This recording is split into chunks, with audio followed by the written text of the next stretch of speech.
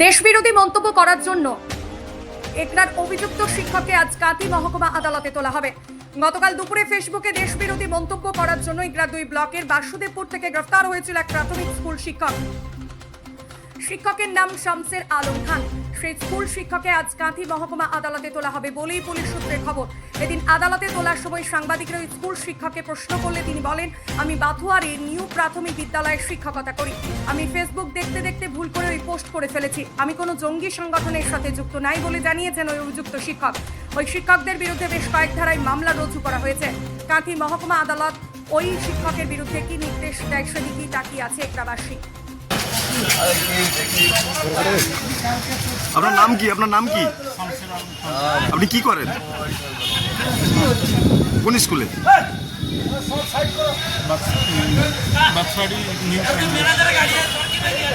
আপনি হঠাৎ করে এরকম ভারত বিদ্বেষী পোস্ট করলেন কেন?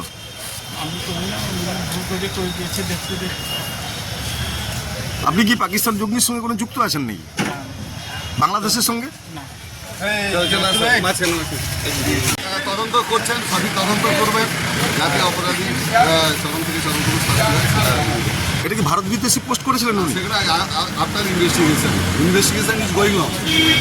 ইনভেস্টিগেশন উঠে আসবে, যেটা পরে জানা না।